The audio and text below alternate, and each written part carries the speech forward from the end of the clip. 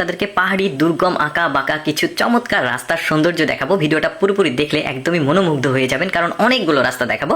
সব রাস্তাগুলোই কিন্তু খুবই এক্সাইটিং। যেমন এই রাস্তাটাকে দেখতে পাচ্ছেন শুরুতে, এই রাস্তাটা গুহার ভেতর থেকে বাইরের দিকে এসেছে, দেখতে পাচ্ছেন পাশে ওয়াল দেওয়া আছে আর অনেকটা উপরে কিন্তু সমুদ্রপৃষ্ঠ বা মাটি থেকে অনেকটা উপরে অবস্থিত। আর পাহাড়ের ঠিক ভাঁজ কেটে রাস্তাগুলোকে নির্মাণ করা হয়েছে, বেশ দারুণ। কিন্তু অনেকটা দীর্ঘ রয়েছে রাস্তাটা, একটু ভালোভাবে সামনের দিকে খেয়াল করলে বুঝতে পারবেন রাস্তাটা কতটা উঁচুতে অবস্থিত।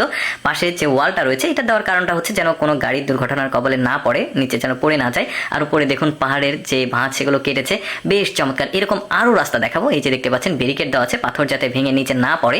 তারপরে দেখুন একটা পানির ঝুলন্ত রাস্তা দেখতে পাচ্ছেন, ভাসমান রাস্তা, ঝুলন্ত ঠিক না, এটা একদম কাঠ উপরের দিকে। নিচের দিকে কি আছে আমি ঠিক জানি না ব্যাপারটা, তবে এই সব রাস্তাগুলো কিন্তু চায়নাতে অবস্থিত। চায়নারা যে এক্সাইটিং রাস্তাগুলোতে চলাচলি করে, ওই রাস্তাগুলোর মধ্যে কিছু সুন্দর রাস্তা আপনাদেরকে দেখাচ্ছি। দেখতে পাচ্ছেন পানির উপর দিয়ে কিভাবে রাস্তাটা চলে গেছে, বেশ দারুণ।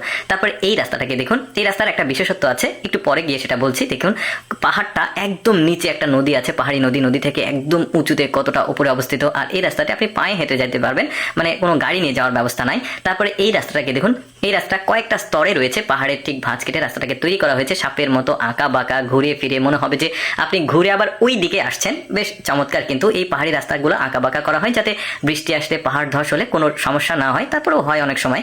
তারপরে এই রাস্তাটার সৌন্দর্যটা দেখুন, কি চমৎকার। দুই পাশে লাল ব্যাকগ্রাউন্ড রয়েছে, চারপাশে একদম সবুজের সমারোহ, মাঝখান দিয়ে একটা গাড়ি চলে যাচ্ছে, কি দারুণ। ওই যে লাল যে লেনগুলো দেখছেন ওইটা সাইকেল চালানোর রাস্তা, সাইকেল নিয়ে যাবে, আর মাঝখানে এভাবে কার যাবে, বেশ চমৎকার রাস্তা। তারপরে এই রাস্তাটাকে দেখুন, ওই যে একটু আগে একটা রাস্তা দেখিয়েছিলাম পাহাড়ের একদম উপরে, এটা আবার আরো বেশি উপরে। তবে এই রাস্তাতে হেঁটে চলাচল করতে হবে, সিঁড়ির মতো রয়েছে, আপনি গাড়ি নিয়ে যেতে পারবেন না, একদমই ওপরের দিকে অবস্থিত। আমার কাছে বেশ চমৎকার লেগেছে, মানে ওরা একদমই দুর্গম রাস্তায়, একদম কি বলবো, থ্রিলিং রাস্তা নির্মাণে আসলে চ্যাম্পিয়ন বলতে হবে। কারণ দেখুন এই রাস্তাটার যে অবস্থা, মানে কেমন যেন গা শিউড়ে ওঠা একদম রাস্তা। তারপরে এই রাস্তাটাকে দেখুন, একদম ছোট ছোট পাহাড় মনে হচ্ছে কিন্তু না, অনেক উঁচু বিশাল পাহাড়, টিলা টিলা দেখা যাচ্ছে মাঝখান দিয়ে রাস্তা। এখানে আবার একটা টানেল দেখা যাচ্ছে মাঝখানে, মানে পাহাড়ের ভেতর দিয়ে চলে গেছে। ওভারঅল আমার কাছে বেশ চমৎকার লেগেছে। এগুলো চায়নার সবচাইতে এক্সাইটিং থ্রিলিং রাস্তা যেগুলো আপনারা দেখছেন। দর্শক কেমন লাগলো আজকের এই এক্সাইটিং থ্রিলিং রাস্তাগুলো অবশ্যই কমেন্ট করে জানাবেন।